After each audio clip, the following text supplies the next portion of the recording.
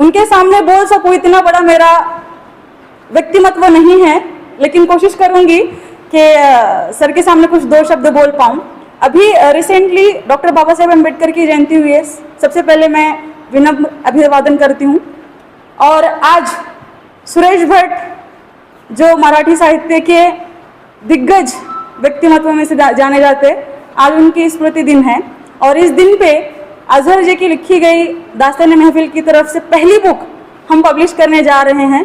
इसका online session कल ही हुआ है और ये बुक ऑलरेडी लॉन्च हो चुकी है। अमेजोन और फ्लिपकार्ट पे ये बुक आ चुकी है और ये हम सबके लिए इतनी खुशी की बात है, इतने गर्व की बात है कि हम एक कदम और आगे बढ़ रहे हैं। जो सोच सिर्फ एक डिपार्टमेंट और 4 दीवारी में लिमिटेड थी, आज वो 80 लोगों तक पहुंच गई है और उम्मीद करती हूँ कि आगे जाके 800 लोगों तक जुड़े। ये सिलसिला, ये सफर, ये महफिल हमेशा बरकरार रहे। मैंने इस महफिल का नाम दास्तान महफिल इसलिए रखा है क्योंकि हर एक इंसान की अपनी एक दास्तान होती है और उसे अपनी दास्तान बयान करने के लिए एक महफिल चाहिए जहाँ पे हम एक परिवार की तरह अपने एहसासों को सुन सके, जान सके और सबसे इम्पोर्टेंट चीज़ है कि महसूस कर सके। मैंने टैगलाइन दी है दास्तान महफिल की, मतलब यूं कहो कि हम सब परिवार ने कि फील टुगेदर।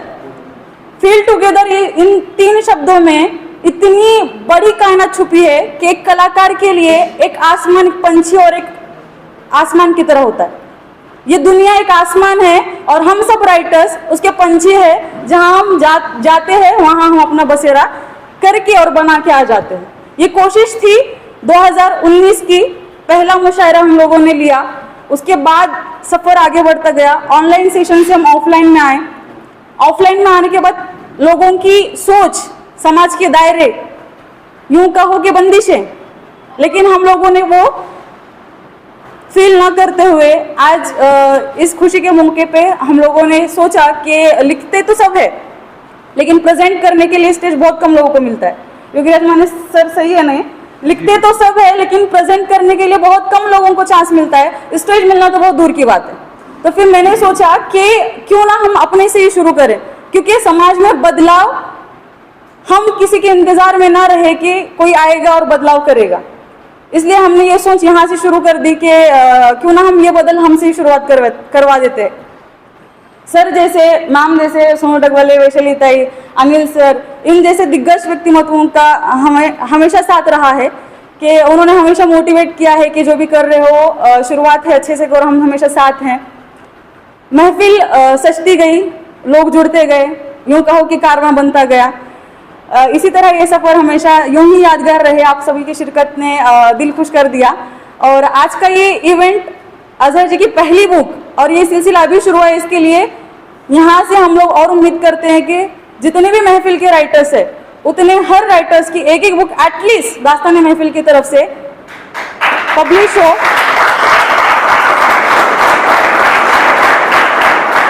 ये मेरी दिली तमन्ना थी कि एक राइटर को जब कोई सुनता है तो वो सिर्फ एक दिन के लिए सुनेगा, लेकिन जब पढ़ता है तो जिंदगी भर फॉलो करता है।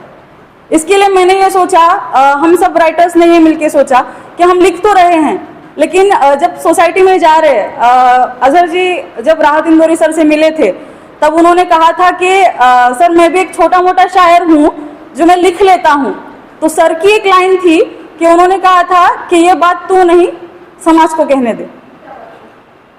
तब से हम लोगों ने ये डिसाइड किया कि खुद को हम कभी राइटर नहीं बुलाएंगे। जिस दिन हमारी रचनाएं, जिस दिन हमारी कविताएं, जिस दिन हमारी गजलें लोगों तक पहुंचेंगी, उस दिन लोग अपने आप कहेंगे कि हाँ ये राइटर है, ये शायर है, ये गजलकार है, ये स्टोरी राइटर है या ये स्टोरी टेलर है। एक राइटर के लिए अवार्ड हासिल करना और अपनी लिखी रचना पे किसी एक रसिक का या किसी एक रीडर का व्यू उसे मिलना, दोनों जमीन आसमान का फर्क है। क्योंकि राइटर्स जो है वो शब्दों के भूखे होते हैं, अवार्ड के नहीं या किसी नेम फेम के नहीं। इसके लिए दास्तान महफिल ये हमेशा एक परिवार रहेगा। अभी सफर शुरू हुआ है, कारवां अभी बहुत लंबा है। आप लोगों का ये सफर और साथ हमेशा रहे ये उम्मीद करती हूँ।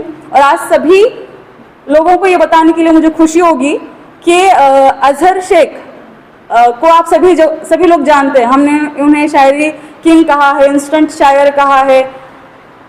आज उन्हीं इंस्टेंट शायरी किंग की एक पहली बुक, ऐसे कहो कि उनकी बहुत सारी ढेरों सारी रचनाएं हैं, जिन्होंने सिर्फ 12th एजुकेशन किया है, लेकिन लिखने का अनुभव, उर्दू में रुचि बाकमाल है। क्योंकि हर एक राइटर की लिखावट जब तक हम पढ़ते नहीं, जब तक हम किसी राइटर को फील नहीं कर सकते, तब तक हम खुद की अपनी रचनाएं लिख नहीं सकते। एक अच्छा राइटर होने के लिए एक अच्छा रीडर होना जरूरी है। तो मुझे लगता है कि अजहर जी में वो एक अच्छा रीडर है, इसीलिए एक रीडर 1000 रीडर्स तैयार कर रहा है सोसाइटी में। इस बात की मुझे हमेशा खुशी है। और न केवल अजहर शेख, इस दास्तान महफिल के जितने 80 राइटर्स है उतने सब बाकमाल है। कोई गजल लिखता है, कोई स्टोरी लिखता है, कोई शायरी करता है, कोई नज्म करता है, कोई किताब पे रिव्यू लिखता है। मतलब मैंने जो सोचा था कि हम अपने शब्दों को किसी एक सांचे में ना बांधेंगे, उसे हम उड़ने देंगे। जैसे आसमान में पंछी उड़ते हैं, उनको कोई रोक सकता है क्या? आज बसेरा यहाँ है तो कल किसी और शहर में होगा। सफर था लातूर से दिल्ली का, तय करने के लिए कम समय लगा, लेकिन जो समय था वो बहुत यादगार समय था, क्योंकि हम लोगों ने कभी सोचा ही नहीं था कि हम कभी दिल्ली जाएंगे, कभी दिल्ली का अवार्ड मिलेगा, कभी दिल्ली का पब्लिकेशन हमें इनवाइट करेगा अपनी बुक लॉन्च करने के लिए। तो ये सफर जो था बहुत यादगार सफर है। इस सफर का एक हिस्सेदार आप सभी लोग बन सके, इसके लिए मैंने आज ऑफिशियली ऑफलाइन पब्लिकेशन का ये समारोह रखा था। तो आप सभी लोगों ने शिरकत की, इसलिए इस इवेंट पे मुझे तहे दिल से आप लोगों का शुक्र अदा करना है। और आगे भी ये इवेंट इस तरह होते रहें, आप सभी का प्यार मुझे मिलता रहे, हमारे दास्तान महफिल को मिलता रहे। मुझे सिर्फ इतना कहना है कि जैसे बाबा साहब अम्बेडकर ने कहा था, अच्छे दिखने के लिए मत जियो, अच्छे दिखने के लिए मत जियो, बल्कि अच्छा बनने के लिए जियो। एक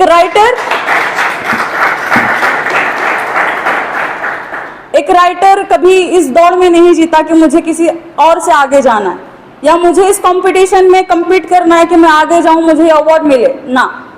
मैंने इन राइटर्स को जोड़ा है जो अपने आप से जंग करते हैं, अपने आप से लड़ते हैं। सोसाइटी की इतने सारे प्रॉब्लम्स है, समाज का एक ऐसा दायरा है जो हम कभी छूते भी नहीं। उन दायरों को लिखने के लिए, उन दायरों तक पहुंचने के लिए, उस दायरे को विस्तृत करने के लिए मैंने इन सभी परिवार के मेंबर्स को जोड़ा है। हमेशा जोड़े रखने की कोशिश करूंगी और आगे एक उम्मीद करूंगी कि जैसे आप लोग इतना भरोसा करके हम दास्तान महफिल के मेंबर्स पे एक बुलावे की खातिर लोग पूना दिल्ली से आ रहे हैं, मतलब कि कुछ तो कमाई है।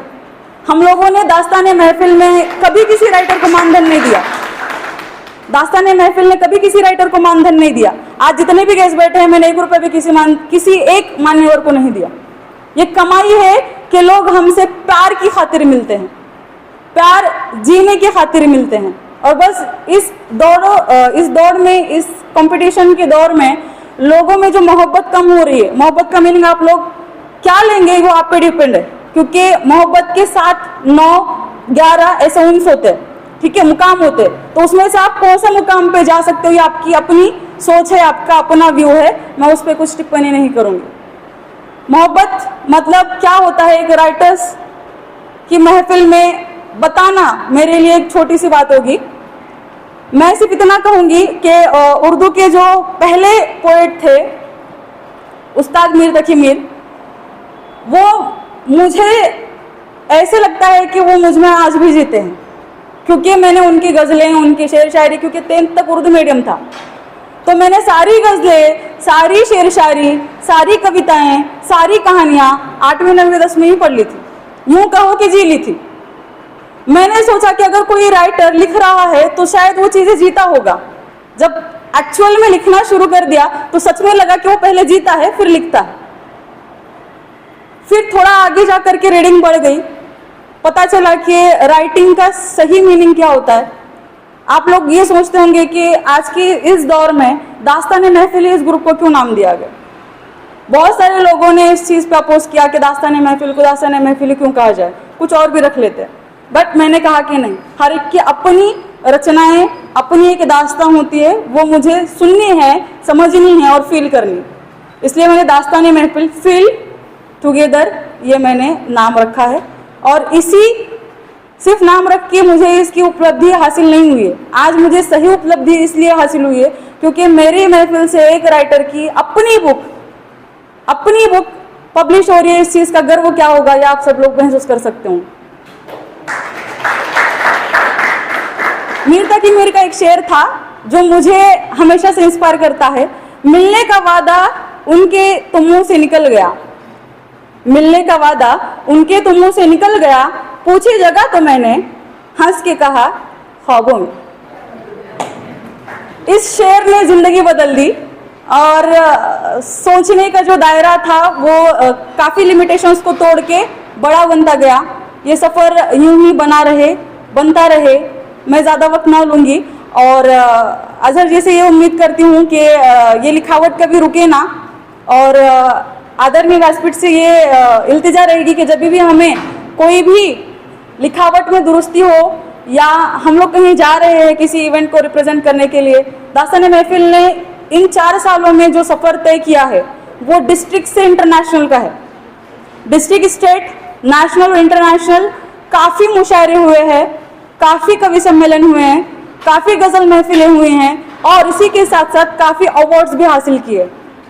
मुझे सिर्फ इतना कहते हुए खुशी हो रही है कि दास्तान महफिल से जुड़ा हर इंसान वो मेरा अपने परिवार का सदस्य है और हमेशा रहेगा। ये परिवार मैंने जोड़ने की कोशिश की थी, कभी टूटेगा नहीं। बस इतना कह के आप लोगों से विदाई लेती हूँ एक शेर पे। आप लोगों ने सभी ने ये शेर सुना होगा कि किस मौज में लहरों को उठा रहा है समंदर, किस मौज में लहरों को उठा रहा है समंदर, जबकि तेरा किनारे किनारे पे ही छूट जाना है, जबकि तेरा किनारा किनारे पे ही छूट जाना है। दुनिया से जब चले जाएंगे, जब समंदर का किनारा किनारे पे ही छूट रहा है, तो हम क्या लेके जाने वाले।